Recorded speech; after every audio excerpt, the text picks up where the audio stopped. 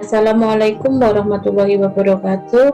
Perkenalkan, saya Anis Haryati, NIM 2181A0010. Pada kesempatan ini saya akan menjelaskan materi tentang masa nifas dan menyusui beserta beberapa masalah yang ada di dalamnya. Kesehatan ibu nifas.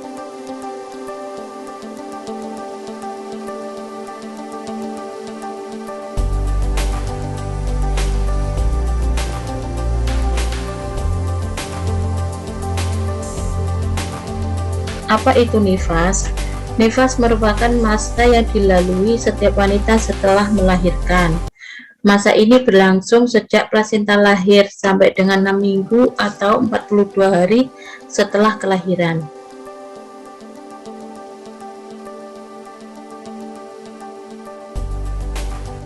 Kesehatan ibu nifas perlu diperhatikan karena pada masa tersebut ibu dapat mengalami berbagai macam masalah, bahkan dapat berlanjut menjadi komplikasi seperti metritis, abses pelvik, infeksi luka perineum, tetanus, mastitis, bendungan payudara, dan retraksi puting. Diperkirakan bahwa 69% kematian ibu akibat kehamilan terjadi setelah persalinan, dan 50% kematian masa nifas terjadi dalam 24 jam pertama. Pelayanan kesehatan ibu nifas oleh dokter dan bidan dilaksanakan minimal sebanyak 3 kali. Yang pertama yaitu saat 6 jam sampai 3 hari setelah melahirkan. Yang kedua hari keempat sampai 28 hari setelah melahirkan, dan yang terakhir hari ke-29 sampai hari ke-42 setelah melahirkan. Apa yang harus dilakukan ibu? Dalam pelayanan kesehatan, ibu nifas akan dipantau keadaannya dan akan diberi nasihat berupa: yang pertama, makanan beraneka ragam yang mengandung karbohidrat, protein, sayur, dan buah-buahan. Yang kedua, mencukupi kebutuhan air minum pada saat ibu menyusui. Yang ketiga, menjaga kebersihan diri. Keempat, ibu dan bayi istirahat yang cukup. Yang kelima, menjaga kebersihan luka operasi apabila melahirkan dengan sesar. Yang keenam, cara menyusui yang benar dan memberikan ASI saja selama 6 bulan full kepada bayinya tanpa memberikan tambahan apapun. Yang ketujuh, perawatan bayi dengan benar. Yang kedelapan, tidak membuat bayi stres. Yang kesembilan, stimulasi komunikasi dengan baik. Dan yang terakhir, konsultasi keluarga berencana.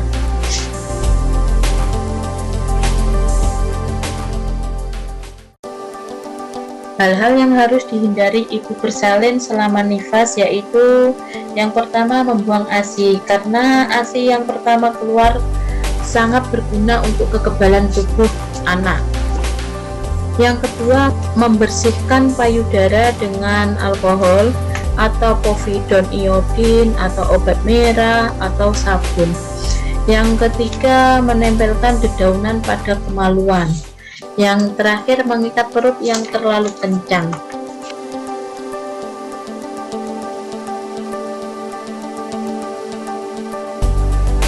Tanda-tanda bahaya pada ibu nifas antara lain yaitu perdarahan lewat jalan lahir, keluar cairan berbau dan bengkak di wajah, tangan, dan kaki, atau sakit kepala dengan kejang-kejang. Demam lebih dari 3 hari, ibu terlihat sedih, murung, dan menangis tanpa sebab atau depresi. Payudara mengalami pembengkakan, merah, serta rasa sakit. Bila terjadi tanda-tanda tersebut di atas, maka segeralah bawa ke fasilitas kesehatan.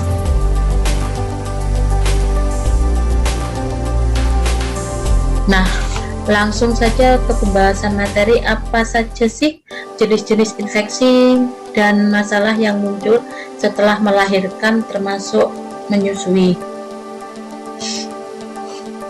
Yang pertama adalah metritis atau sering disebut dengan endometritis.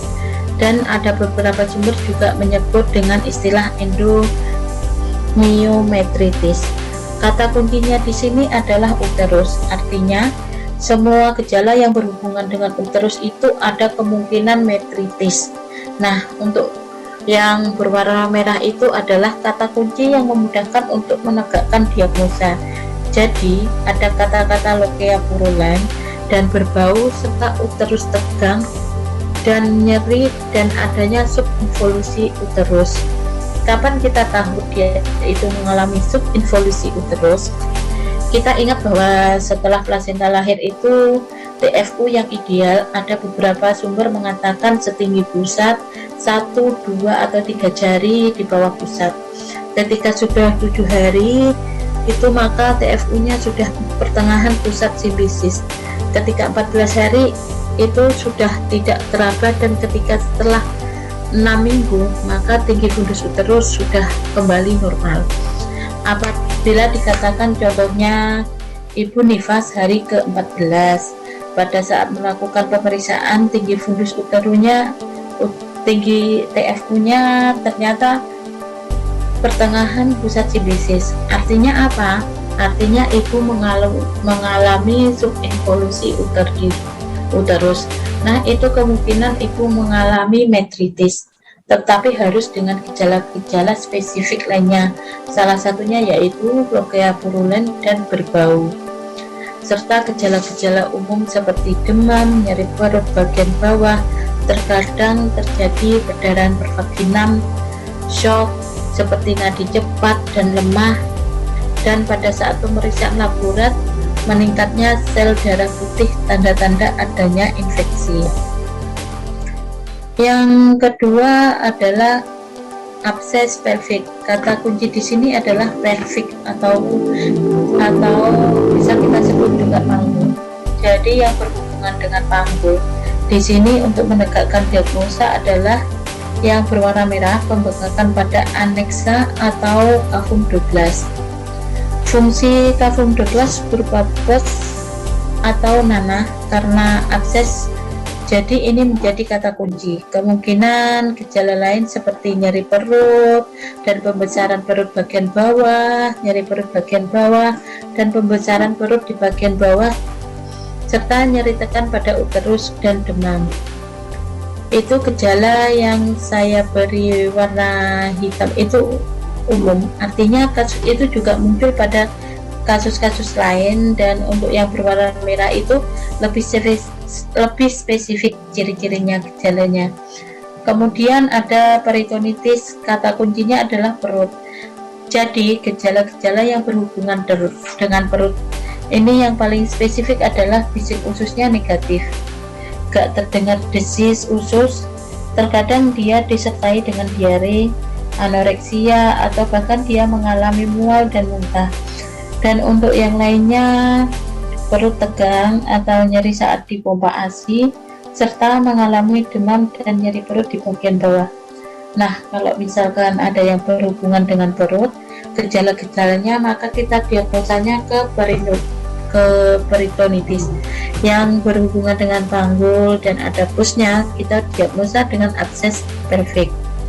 Sedangkan yang berhubungan dengan uterus karena subinvolusi itu kan uterus ya, subinvolusi uterus berhubungan dengan uterus disertai dengan lochianya, maka didiagnosa metritis. Dan ada juga istilah sistitis.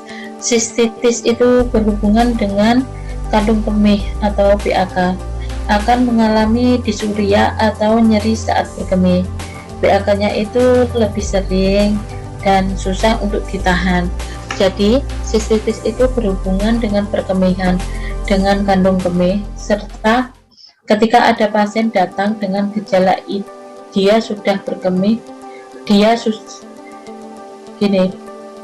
dan ada juga istilah sistitis. Sistitis itu berhubungan dengan kandung kemih BAK, akan mengalami disuria atau nyeri saat berkemih. BAK-nya itu lebih sering dan susah untuk ditahan. Jadi sistitis itu berhubungan dengan perkemihan, dengan kandung kemih. Ketika ada pasien datang dengan gejala dia susah berkemih dan berhubungan dengan BAK, itu kita curiganya dia mengalami sistitis atau infeksi pada kandung kemih, dan dia mengalami demam, menggigil, dan gejala umum lainnya. Kemudian yang selanjutnya yaitu infeksi parametritis. Parametritis ini juga sering muncul kasus-kasus parametritis, dan terkadang banyak yang bingung membedakan dengan metritis dan endometriosis. Nah, parametritis itu kan kita diagnosa ketika kita menemukan ibu dengan gejala nyeri pada pemeriksaan dalam, dan pada saat dilakukan pemeriksaan dalam itu ada tahanan. Jadi misalkan ibu datang dengan demam tinggi, nyeri pada uterus, nyeri tekan pada uterusnya, nyeri pada saat palpasi, kemudian kita melakukan pemeriksaan dalam, ternyata ibu merasakan nyeri, dan pada saat kita melakukan pemeriksaan dalam ada seperti tahanan, maka kita bisa diagnosa dengan parametritis. Kemudian ada selulitis atau luka pada perineal atau perineum atau luka pada abdominal. Untuk yang perineal ini maksudnya luka perineum, atau yang abdominal adalah luka bekas operasi sesar.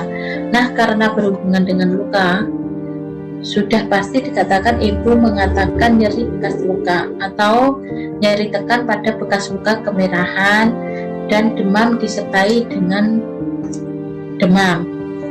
Terus leukemia juga bermasalah, itu kita diagnosa dengan selulitis. Kapan kita diagnosa dengan abses luka? Apabila ada keluar pus, biasanya itu didiagnosa dengan abses luka, lebih spesifik dengan abses luka. Namun ini juga bisa berhubungan dengan selulitis atau berhubungan dengan luka perineum post SD. Jadi ada nyeri atau bekas luka pada bekas luka, nyeri tekan pada bekas luka, kemerahan, bahkan tubuhnya bisa demam. Kemudian untuk parametritis ini umumnya itu awalnya dari ringan bisa demam tinggi, bahkan ia bisa menetap sampai 1 minggu demamnya. Kemudian di sini ada tromboflebitis. Untuk tromboflebitis yang menjadi gejala spesifik itu adalah tungkainya merah, panas, nyeri tekan pada tungkai, otot kaku dan tegang, serta tanda Homan yang positif. Tanda Homan yang positif ini pada saat melakukan pemeriksaan, satu kaki ibu kita tekuk ke arah dada. Kalau misalkan nyeri berarti tanda Homannya positif. Atau kita tekan pada telapak kaki ibu secara dorsofleksi, ibu merasakan nyeri pada betis, maka kita diagnosa dengan tromboflebitis, dan untuk gejala lainnya disertai dengan demam. Kemudian ada pelviotromboflebitis. Panggul dan betis pelvik itu, panggul flebitis adalah betis, jadi pelviotromboflebitis apabila ada gejala-gejala tromboflebitis ditambah dengan gejala abses pelvik. Sekarang untuk penanganannya, untuk infeksi massa nifas dari yang pertama, dari yang metritis hingga pelviotromboflebitis, karena semuanya kasus tersebut di atas adalah patologis, maka penanganannya adalah melakukan rujukan ke rumah sakit. Sebelum kita melakukan rujukan ke rumah sakit, apa sih langkah yang harus kita lakukan? Langkah awal adalah melakukan stabilisasi keadaan umum ibu, atau misalnya ibunya demam, kita kasih paracetamol dulu. Kalau misalkan ibunya berdarahan banyak, kita pasang infus terlebih dahulu. Biasanya kalau infeksi ini yang paling sering dikasih pertama itu adalah dengan pemberian paracetamol apabila dia demam, kemudian kita lakukan rujukan. Yang selanjutnya itu adalah masalah menyusui. Jadi ada beberapa masalah seperti puting susu yang lecet, bendungan ASI, mastitis, dan abses payudara. Sekarang bagaimana kita membedakan antara satu kasus dengan kasus yang lainnya? Nah, untuk bendungan ASI itu biasanya gejalanya payudaranya nyeri, dan tegang, payudara mengeras dan membesar. Biasanya terjadi pada kedua payudara dan puting yang mendatar. Umumnya 3 hari sampai 5 hari pasca salin. Jadi nggak selalu baru hari ketiga itu dikatakan bendungan ASI, nggak selalu seperti itu, harus disertai dengan gejala-gejala yang seperti payudara nyeri dan tegang, mengeras, membesar. Biasanya terjadi pada kedua payudara dan puting susu mendatar.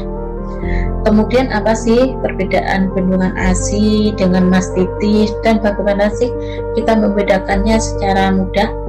Jadi mastitis itu juga sama nyeri, bengkak, dan tegang, tetapi pada mastitis itu biasanya terjadi inflamasi atau peradangan. Jadi payudaranya itu kemerahan dengan batas yang jelas.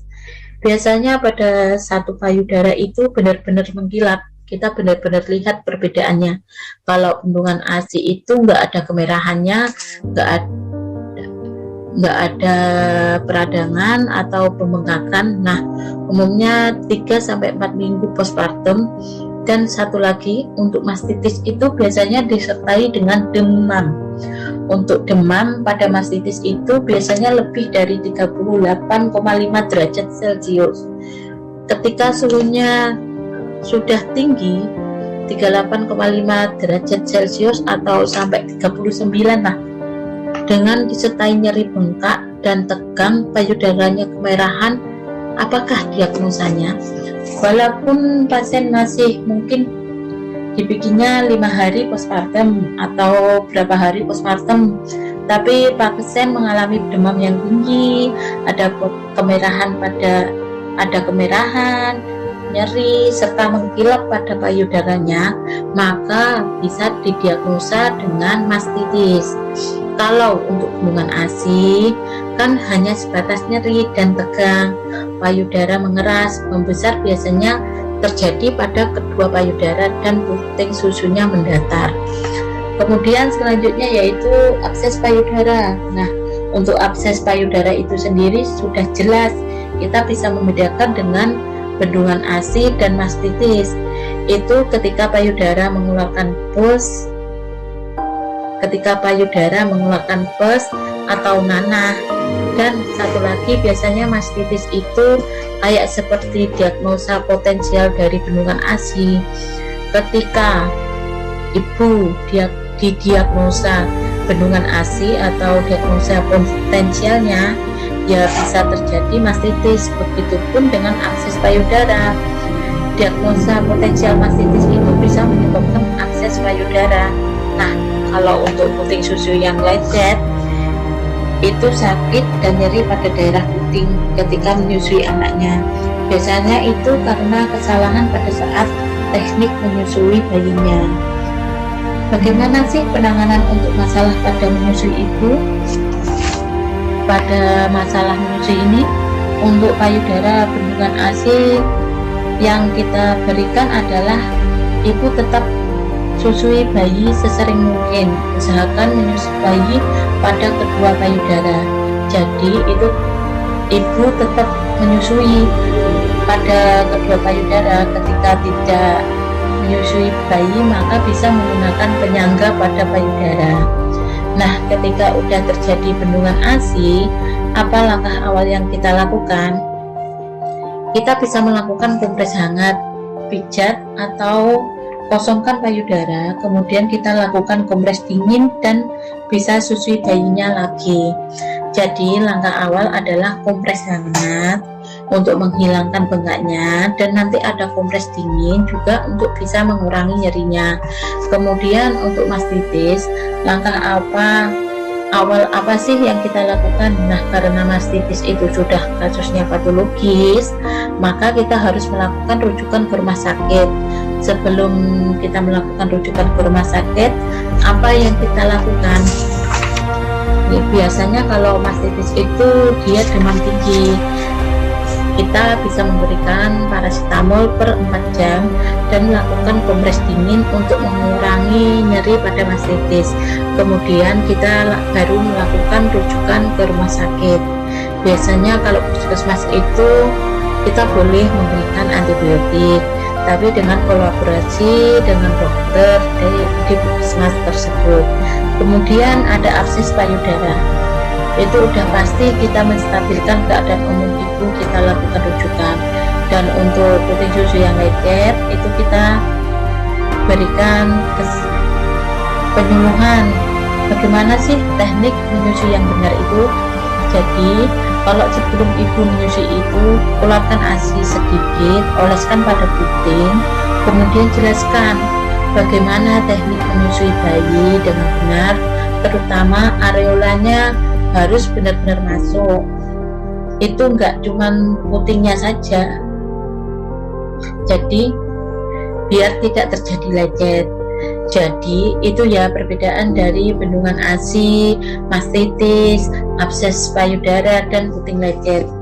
Kemudian juga untuk membedakan jenis-jenis infeksi pada masa nifas. Demikian tadi penyampaian video pembelajaran saya. Ada kurang lebihnya saya mohon maaf. Semoga ilmu tersebut bermanfaat. Wassalamualaikum warahmatullahi wabarakatuh.